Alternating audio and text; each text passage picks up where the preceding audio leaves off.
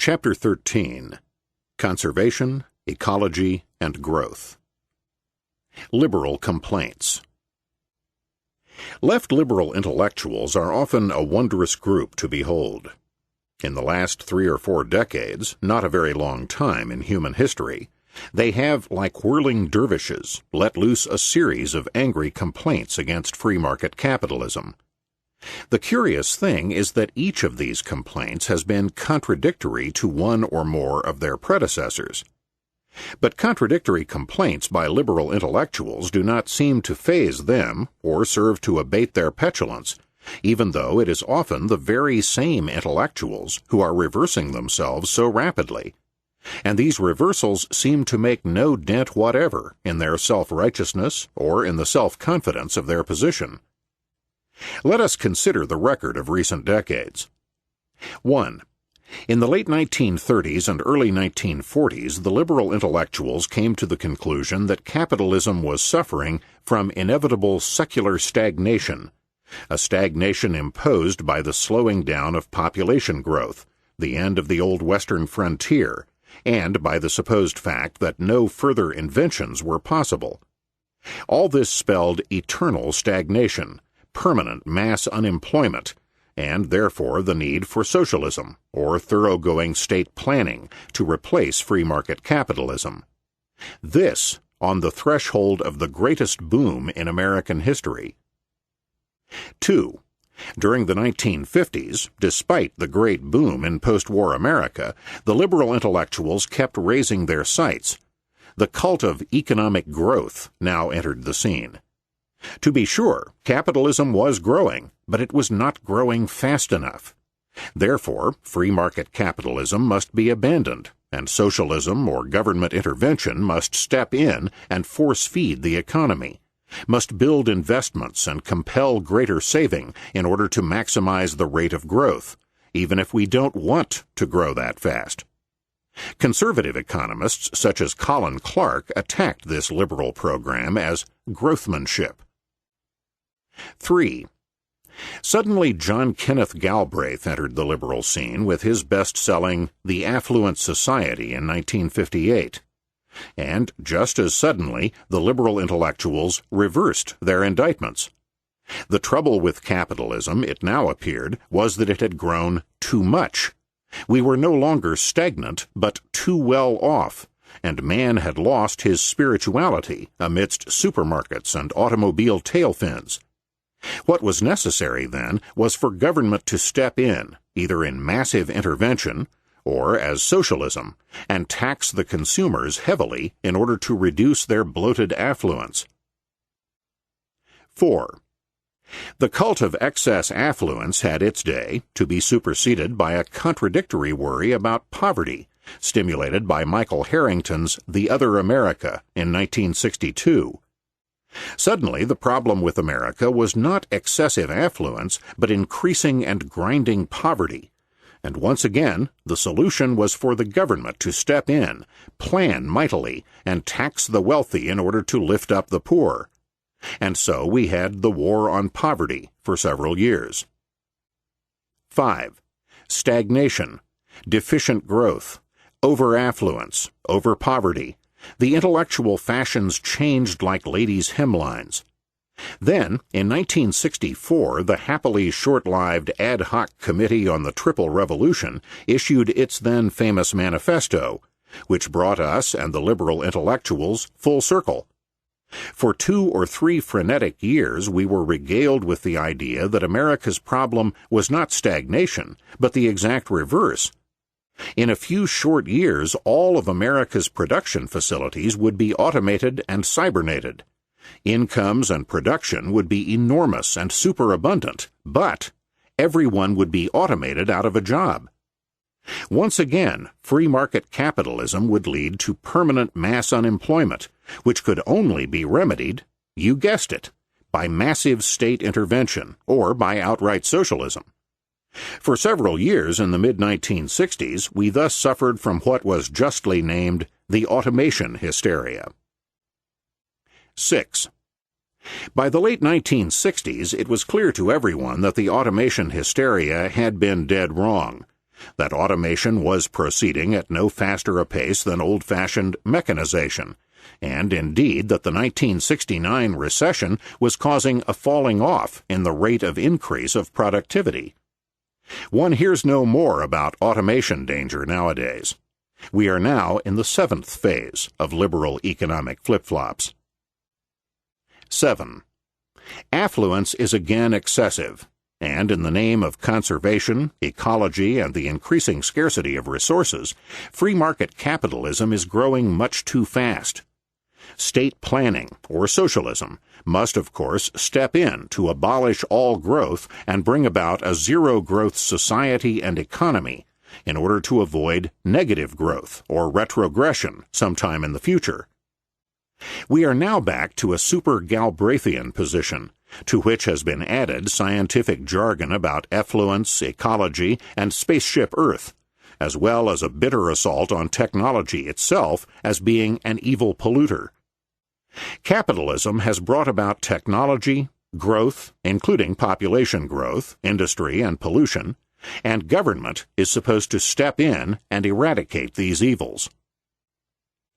It is not at all unusual, in fact, to find the same people now holding a contradictory blend of positions 5 and 7, and maintaining at one and the same time that A, we are living in a post-scarcity age where we no longer need private property, capitalism, or material incentives to production, and B, that capitalist greed is depleting our resources and bringing about imminent worldwide scarcity. The liberal answer to both, or indeed to all of these problems, turns out, of course, to be the same: socialism, or state planning, to replace free market capitalism. The great economist Joseph Schumpeter put the whole shoddy performance of liberal intellectuals into a nutshell a generation ago. Capitalism stands its trial before judges who have the sentence of death in their pockets. They are going to pass it, whatever the defense they may hear. The only success victorious defense can possibly produce is a change in the indictment. And so, the charges, the indictments, may change and contradict previous charges, but the answer is always and wearily the same. The attack on technology and growth. The fashionable attack on growth and affluence is palpably an attack by comfortable, contented, upper-class liberals. Enjoying a material contentment and a living standard undreamt of by even the wealthiest men of the past, it is easy for upper-class liberals to sneer at materialism and to call for a freeze on all further economic advance. For the mass of the world's population still living in squalor, such a cry for the cessation of growth is truly obscene. But even in the United States, there is little evidence of satiety and superabundance. Even the upper-class liberals themselves have not been conspicuous for making a bonfire of their salary checks as a contribution to their war on materialism and affluence. The widespread attack on technology is even more irresponsible. If technology were to be rolled back to the tribe and to the pre-industrial era, the result would be mass starvation and death on a universal scale. The vast majority of the world's population is dependent for its very survival on modern technology and industry. The North American continent was able to accommodate approximately 1 million Indians in the days before Columbus, all living on a subsistence level. It is now able to accommodate several 100 million people, all living at an infinitely higher living standard. And the reason is modern technology and industry. Abolish the latter, and we will abolish the people as well. For all one knows, to our fanatical anti-populationists, this solution to the population question may be a good thing. But for the great majority of us, this would be a draconian final solution indeed. The irresponsible attack on technology is another liberal flip-flop. It comes from the same liberal intellectuals who, 30-odd years ago, were denouncing capitalism for not putting modern technology to full use in the service of state planning, and were calling for absolute rule by a modern technocratic elite. Yet now the very same intellectuals who not so long ago were yearning for a technocratic dictatorship over all of our lives are now trying to deprive us of the vital fruits of technology itself. Yet the various contradictory phases of liberal thought never completely die, and many of the same anti-technologists, in a 180-degree reversal of the automation hysteria, are also confidently forecasting technological stagnation from now on.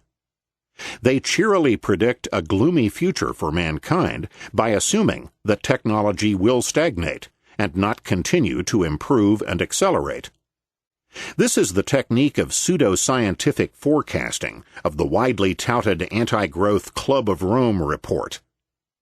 As Passel, Roberts, and Ross write in their critique of the report, if the telephone company were restricted to turn-of-the-century technology, 20 million operators would be needed to handle today's volume of calls. Or, as British editor Norman McRae has observed, an extrapolation of the trends of the 1880s would show today's cities buried under horse manure.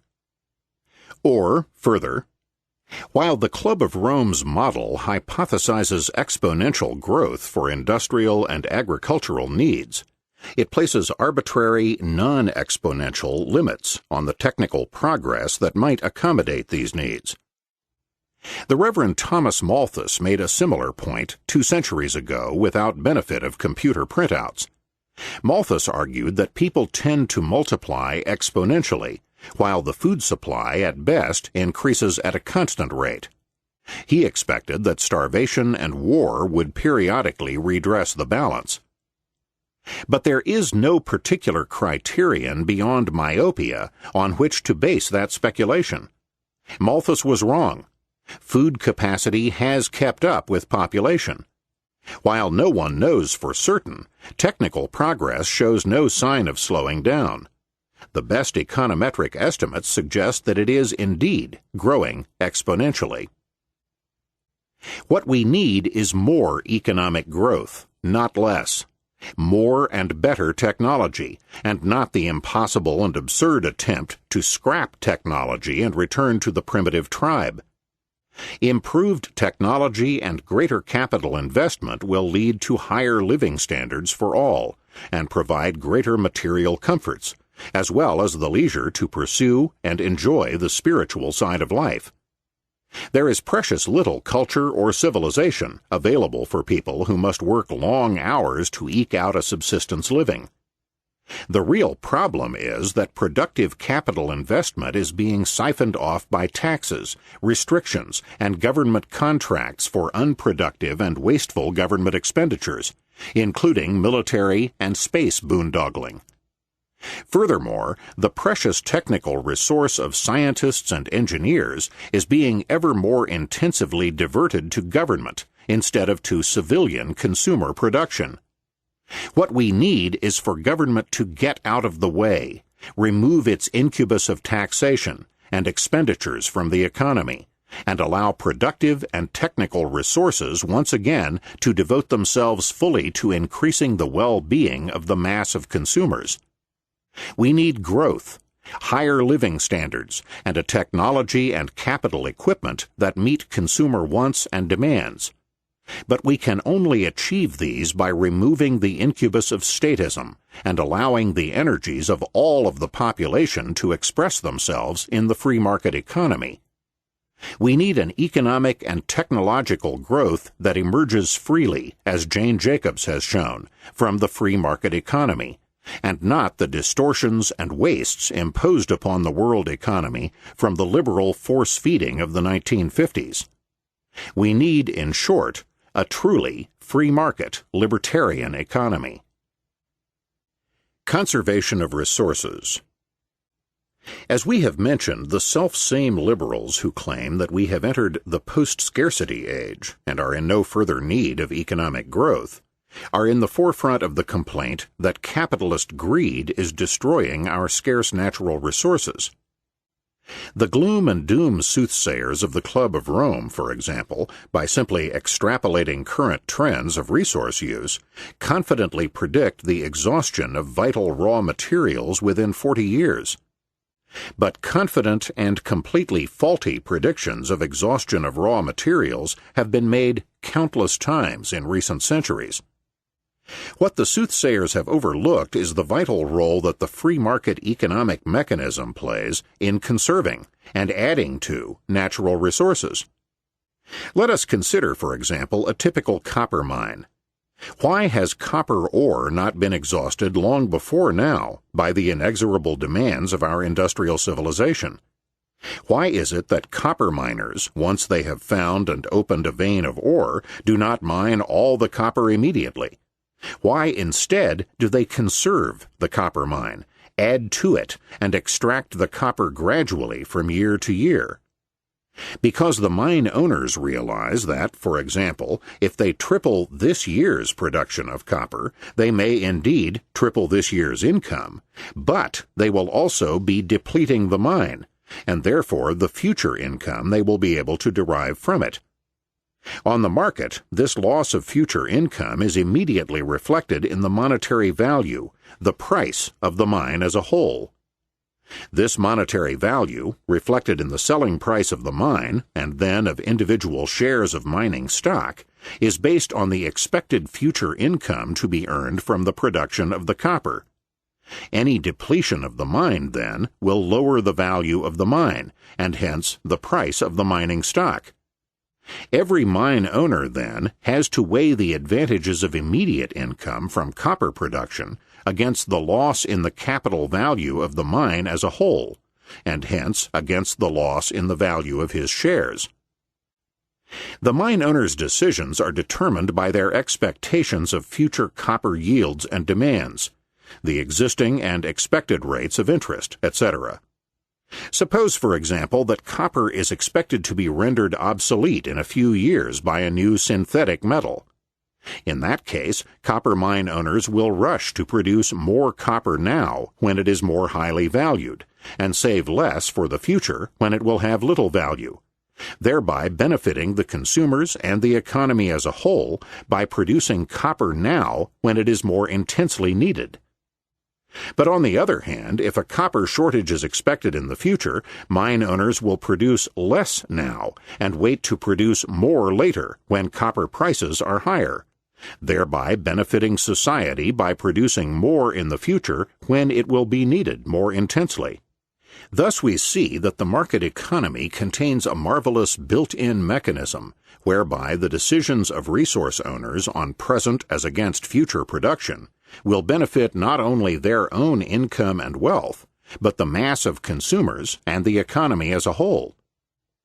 But there is much more to this free market mechanism. Suppose that a growing shortage of copper is now expected in the future.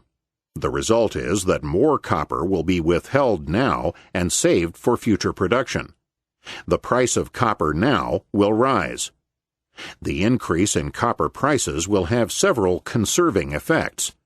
In the first place, the higher price of copper is a signal to the users of copper that it is scarcer and more expensive. The copper users will then conserve the use of this more expensive metal. They will use less copper, substituting cheaper metals or plastics, and copper will be conserved more fully and saved for those uses for which there is no satisfactory substitute. Moreover, the greater cost of copper will stimulate a rush to find new copper ores, and b, a search for less expensive substitutes, perhaps by new technological discoveries. Higher prices for copper will also stimulate campaigns for saving and recycling the metal. This price mechanism of the free market is precisely the reason that copper and other natural resources have not disappeared long ago. As Passel, Roberts, and Ross say in their critique of the Club of Rome, natural resource reserves and needs in the model are calculated in the absence of prices as a variable in the limits projection of how resources will be used.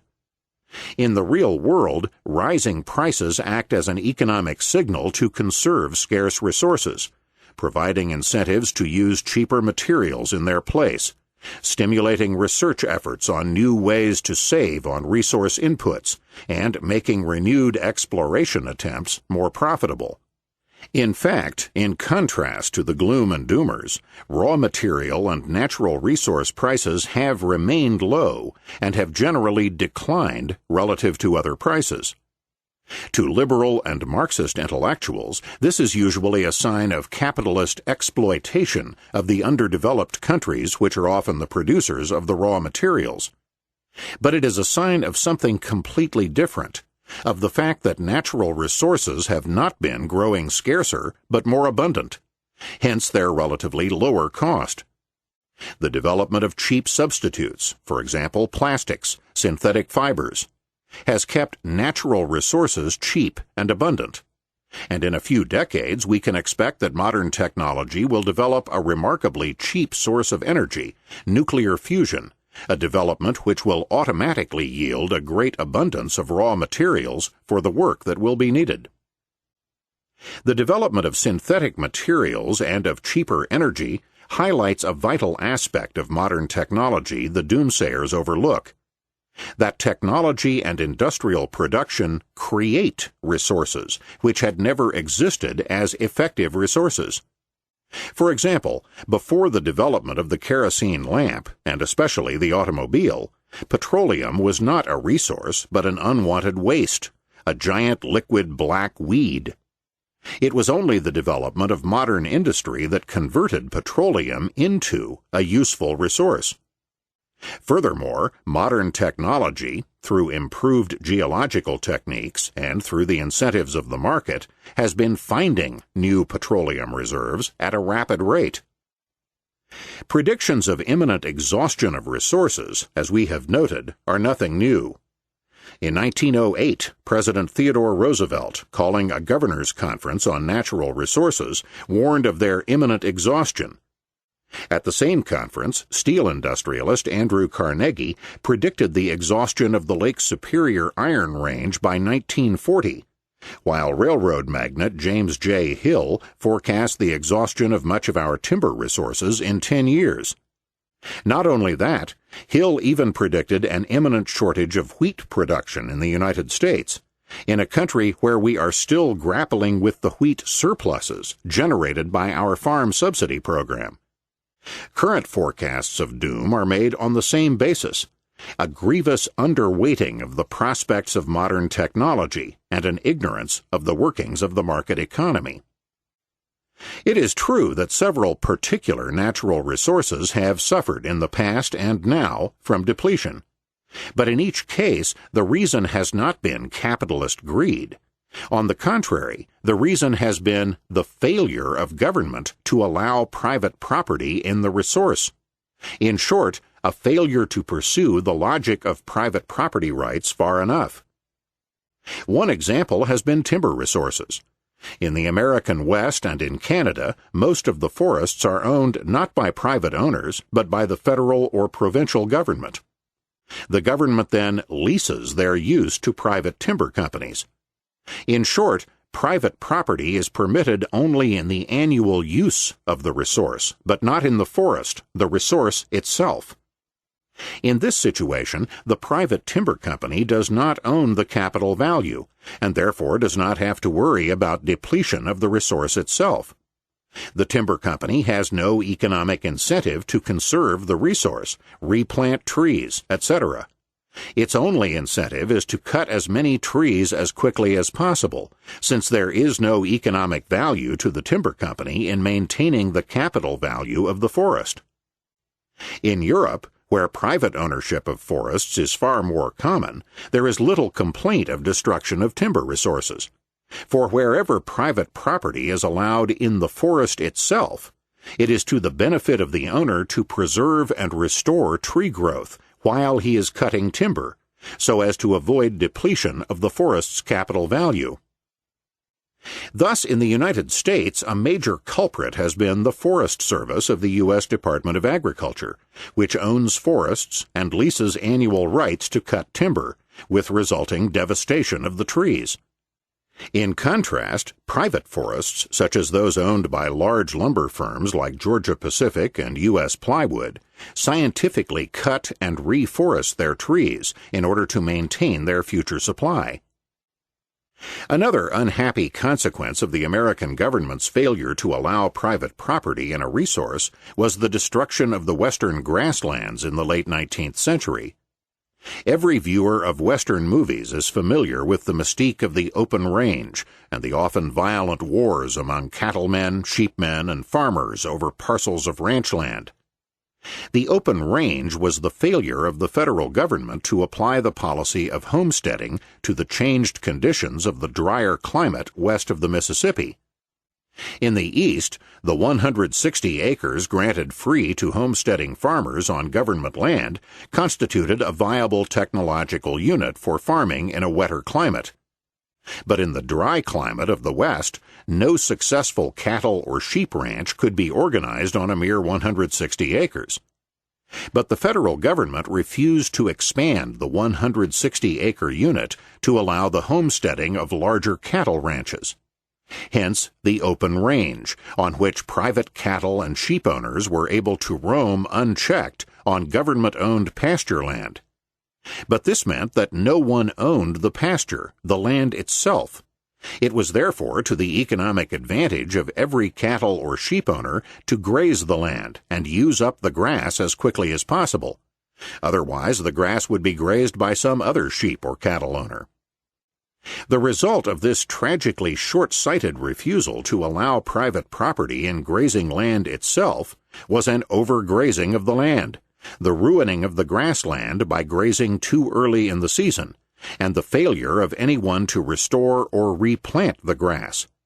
Anyone who bothered to restore the grass would have had to look on helplessly while someone else grazed his cattle or sheep. Hence the overgrazing of the West and the onset of the Dust Bowl. Hence also the illegal attempts by numerous cattlemen, farmers, and sheepmen to take the law into their own hands and fence off the land into private property, and the range wars that often followed.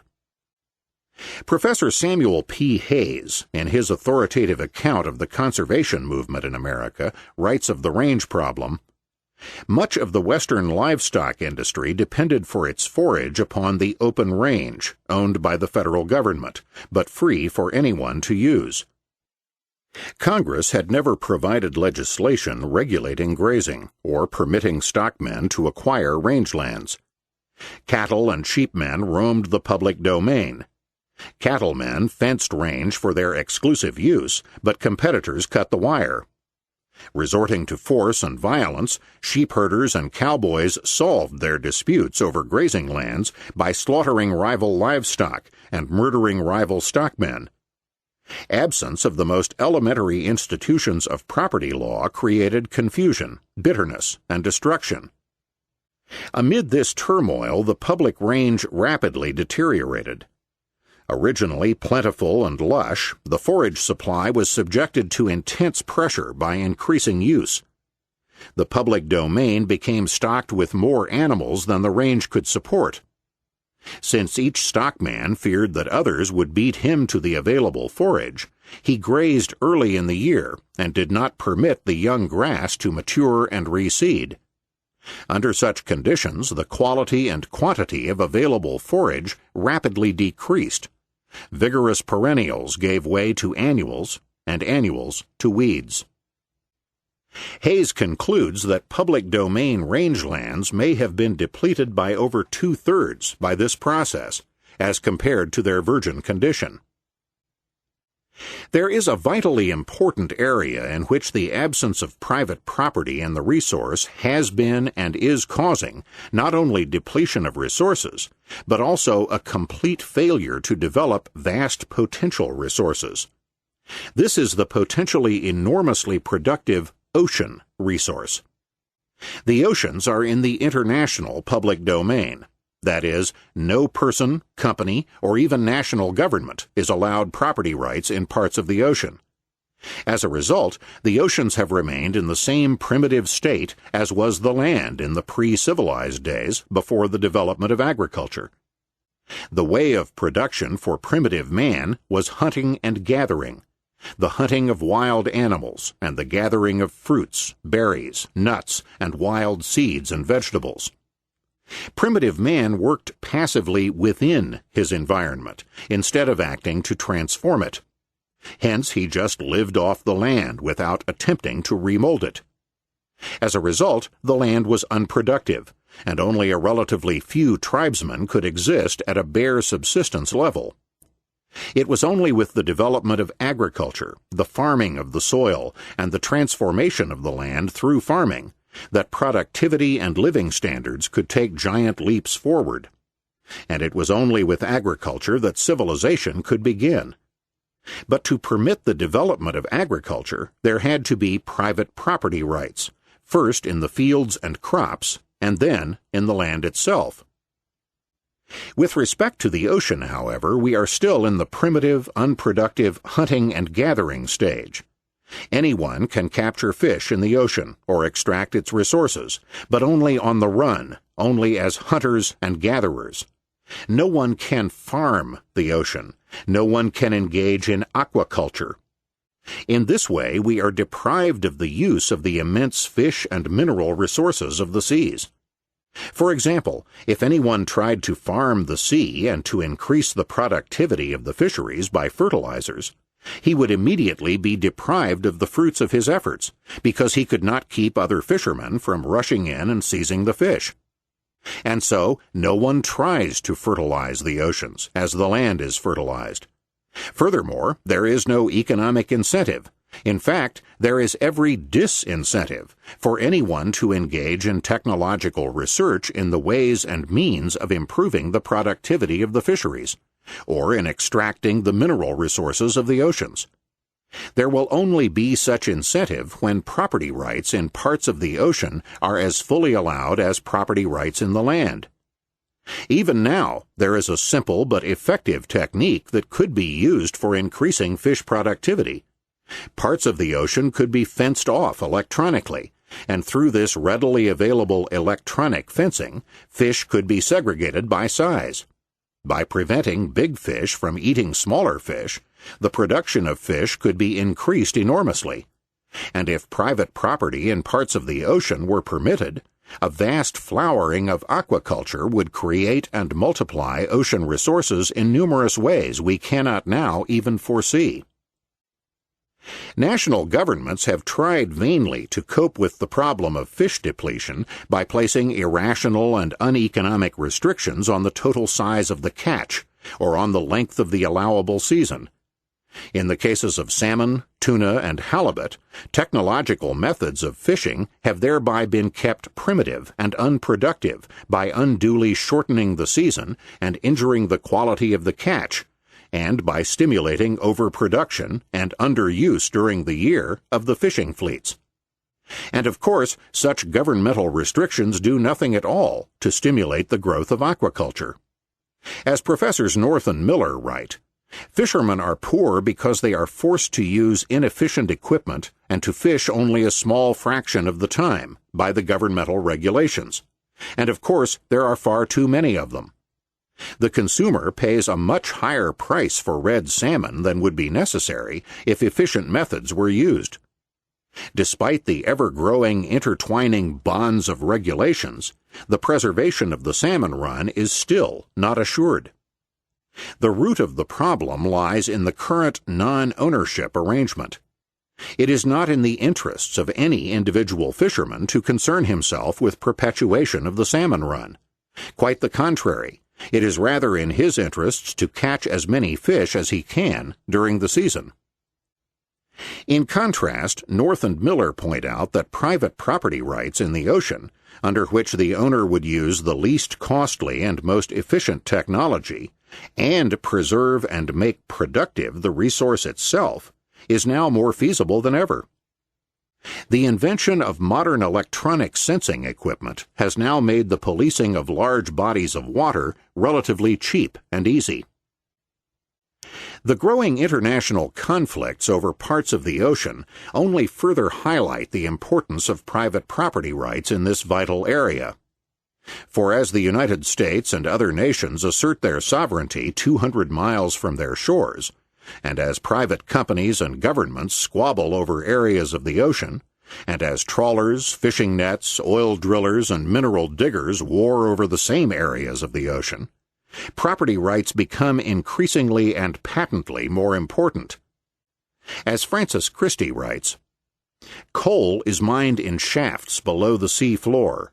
Oil is drilled from platforms fixed to the bottom rising above the water.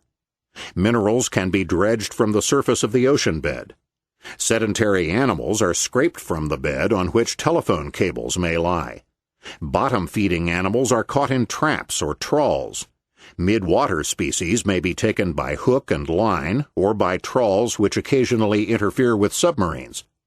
Surface species are taken by net and harpoon, and the surface itself is used for shipping, as well as the vessels engaged in extracting resources."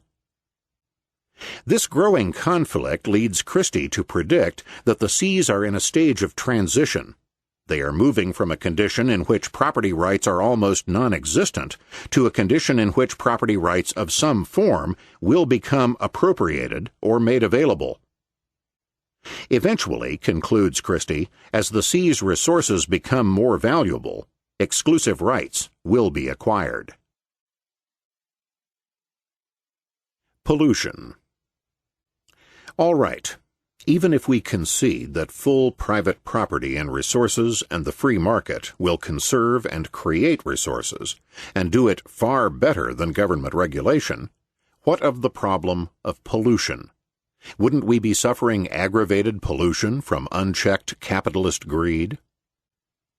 There is, first of all, this stark empirical fact.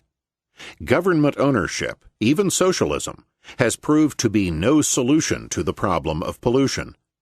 Even the most starry-eyed proponents of government planning concede that the poisoning of Lake Baikal in the Soviet Union is a monument to heedless industrial pollution of a valuable natural resource. But there is far more to the problem than that.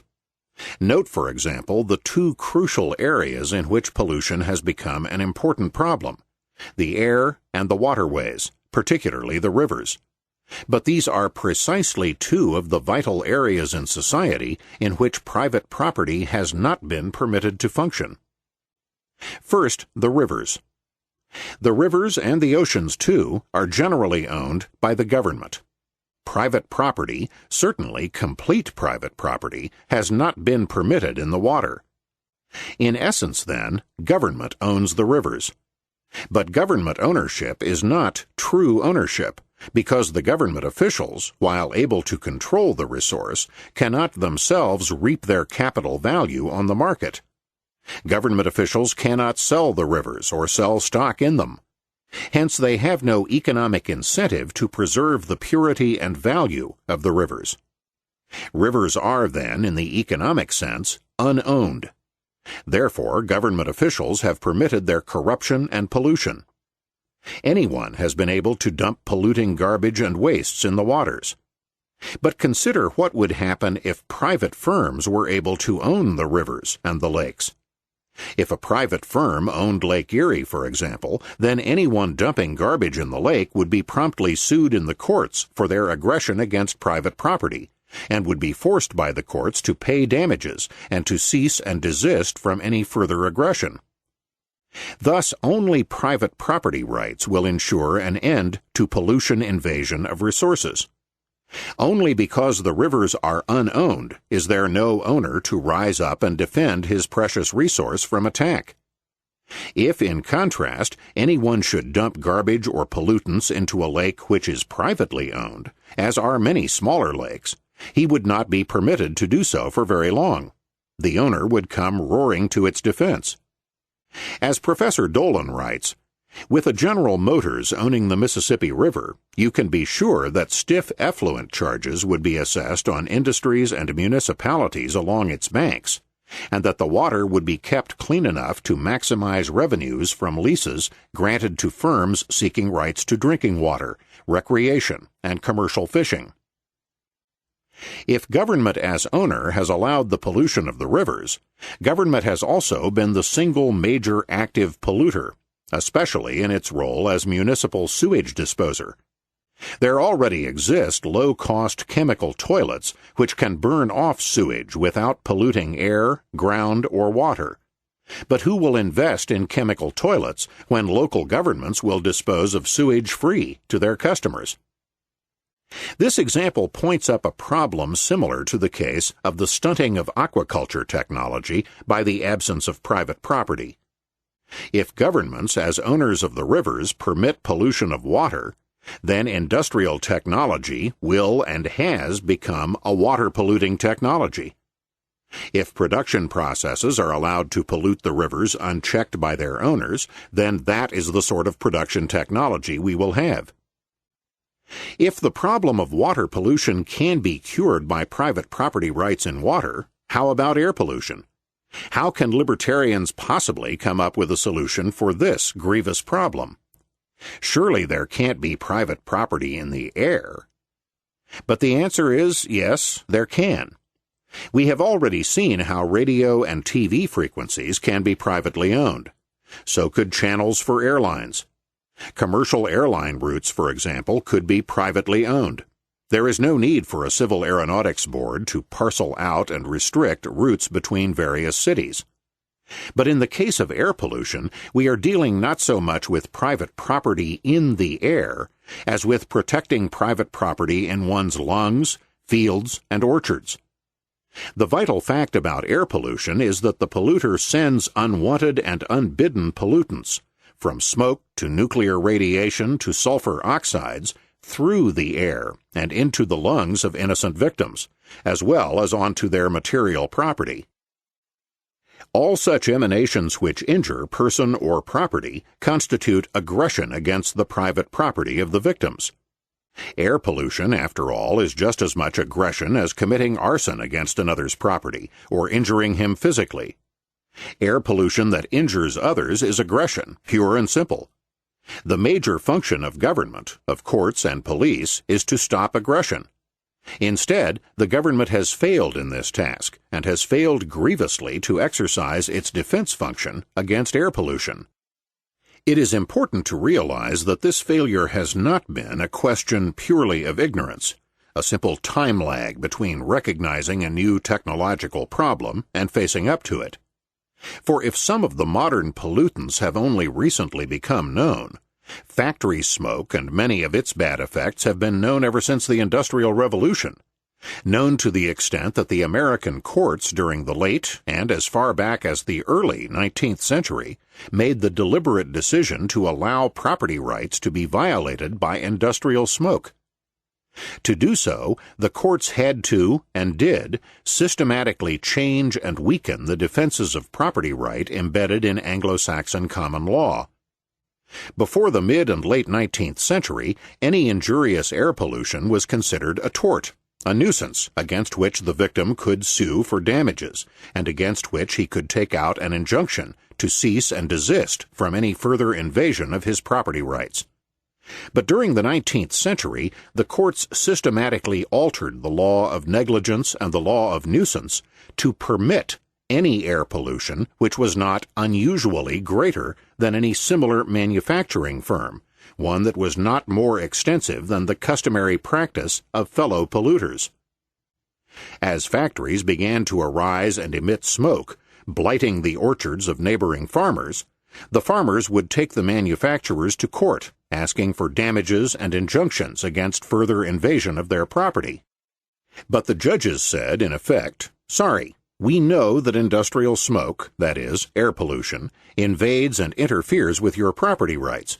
But there is something more important than mere property rights, and that is public policy, the common good.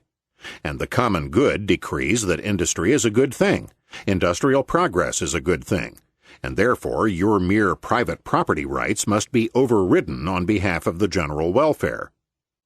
And now, all of us are paying the bitter price for this overriding of private property in the form of lung disease and countless other ailments, and all for the common good. That this principle has guided the courts during the air age as well may be seen by a decision of the Ohio courts in Antonic v. Chamberlain, 1947. The residents of a suburban area near Akron sued to enjoin the defendants from operating a privately owned airport. The grounds were invasion of property rights through excessive noise.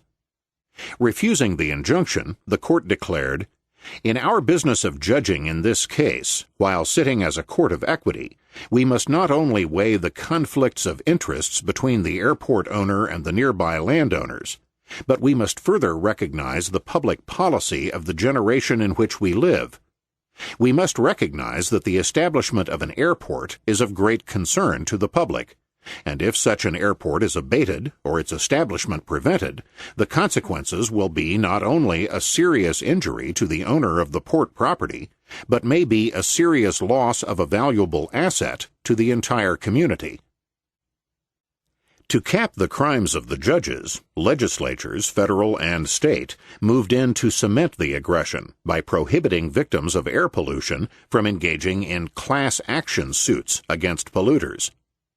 Obviously, if a factory pollutes the atmosphere of a city where there are tens of thousands of victims, it is impractical for each victim to sue to collect his particular damages from the polluter, although an injunction could be used effectively by one small victim. The common law, therefore, recognizes the validity of class action suits, in which one or a few victims can sue the aggressor not only on their own behalf, but on behalf of the entire class of similar victims. But the legislatures systematically outlawed such class action suits in pollution cases. For this reason, a victim may successfully sue a polluter who injures him individually in a one-to-one private nuisance suit. But he is prohibited by law from acting against a mass polluter who is injuring a large number of people in a given area. As Frank Bubb writes, it is as if the government were to tell you that it will attempt to protect you from a thief who steals only from you, but it will not protect you if the thief also steals from everyone else in the neighborhood. Noise, too, is a form of air pollution. Noise is the creation of sound waves which go through the air and then bombard and invade the property and persons of others. Only recently have physicians begun to investigate the damaging effects of noise on the human physiology. Again, a libertarian legal system would permit damage and class action suits and injunctions against excessive and damaging noise, against noise pollution. The remedy against air pollution is therefore crystal clear, and it has nothing to do with multi-billion-dollar palliative government programs at the expense of the taxpayers, which do not even meet the real issue. The remedy is simply for the courts to return to their function of defending person and property rights against invasion, and therefore to enjoin anyone from injecting pollutants into the air. But what of the pro-pollution defenders of industrial progress? And what of the increased costs that would have to be borne by the consumer? And what of our present polluting technology? The argument that such an injunctive prohibition against pollution would add to the costs of industrial production is as reprehensible as the pre-Civil War argument that the abolition of slavery would add to the costs of growing cotton, and that therefore abolition, however morally correct, was impractical. For this means that the polluters are able to impose all of the high costs of pollution upon those whose lungs and property rights they have been allowed to invade with impunity. Furthermore, the cost and technology argument overlooks the vital fact that if air pollution is allowed to proceed with impunity, there continues to be no economic incentive to develop a technology that will not pollute. On the contrary, the incentive would continue to cut, as it has for a century, precisely the other way. Suppose, for example, that in the days when automobiles and trucks were first being used, the courts had ruled as follows. Ordinarily, we would be opposed to trucks invading people's lawns as an invasion of private property, and we would insist that trucks confine themselves to the roads, regardless of traffic congestion. But trucks are vitally important to the public welfare, and therefore we decree that trucks should be allowed to cross any lawns they wish, provided they believe that this would ease their traffic problems. If the courts had ruled in this way, then we would now have a transportation system in which lawns would be systematically desecrated by trucks. And any attempt to stop this would be decried in the name of modern transportation needs.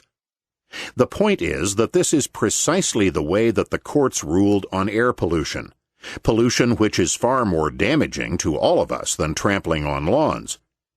In this way, the government gave the green light from the very start to a polluting technology. It is no wonder, then, that this is precisely the kind of technology we have. The only remedy is to force the polluting invaders to stop their invasion, and thereby to redirect technology into non-polluting or even anti-polluting channels. Already, even at our necessarily primitive stage in anti-pollution technology, techniques have been developed to combat air and noise pollution. Mufflers can be installed on noisy machines that emit sound waves precisely contracyclical to the waves of the machines, and thereby can cancel out these racking sounds. Air wastes can even now be recaptured as they leave the chimney and be recycled to yield products useful to industry. Thus, sulfur dioxide, a major noxious air pollutant, can be captured and recycled to produce economically valuable sulfuric acid.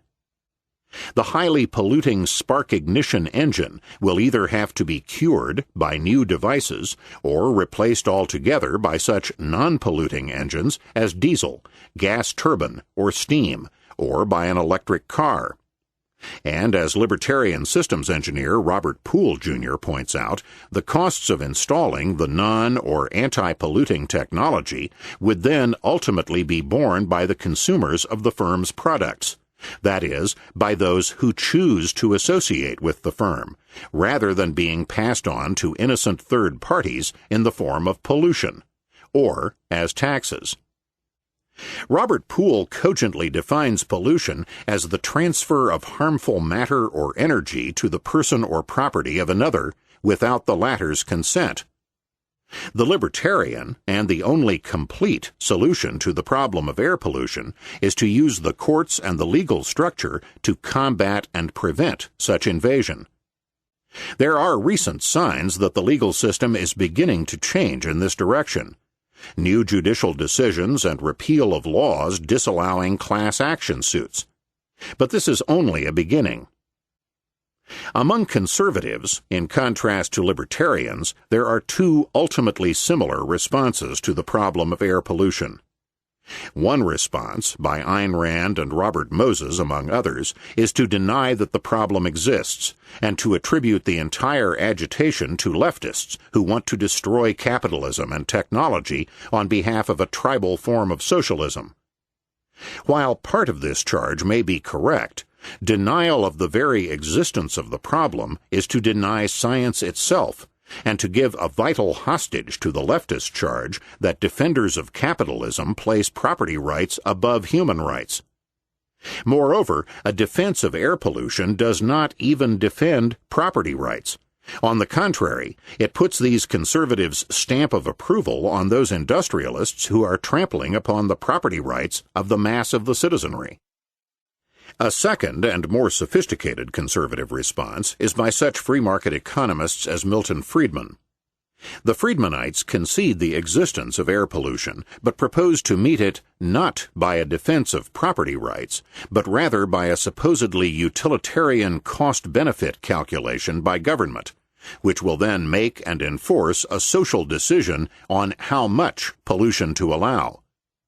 This decision would then be enforced either by licensing a given amount of pollution, the granting of pollution rights, by a graded scale of taxes against it, or by the taxpayers paying firms not to pollute. Not only would these proposals grant an enormous amount of bureaucratic power to government in the name of safeguarding the free market, they would continue to override property rights in the name of a collective decision enforced by the state.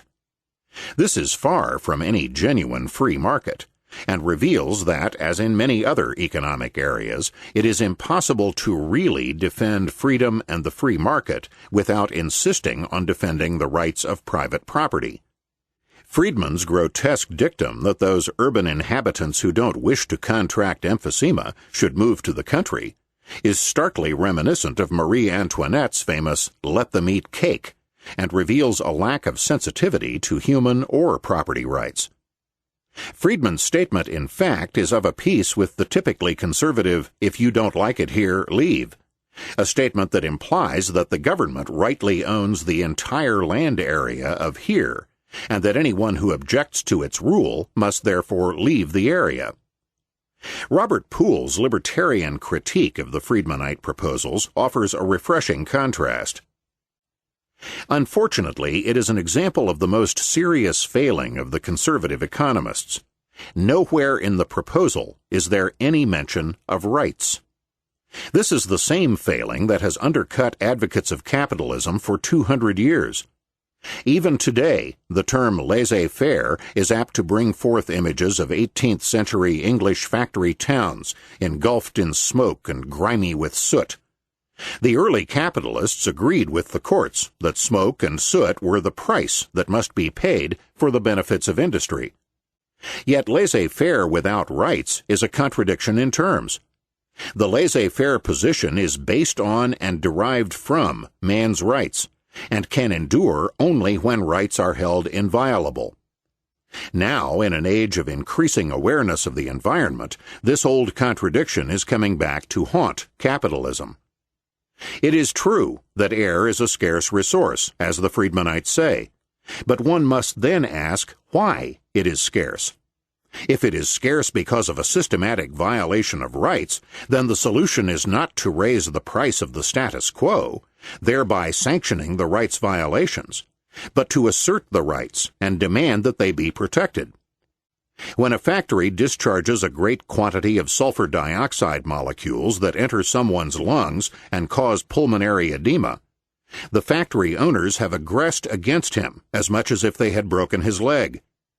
The point must be emphasized because it is vital to the libertarian laissez-faire position. A laissez-faire polluter is a contradiction in terms and must be identified as such. A libertarian society would be a full liability society, where everyone is fully responsible for his actions and any harmful consequences they might cause. In addition to betraying its presumed function of defending private property, government has contributed to air pollution in a more positive sense. It was not so long ago that the Department of Agriculture conducted mass sprayings of DDT by helicopter over large areas, overriding the wishes of individual objecting farmers.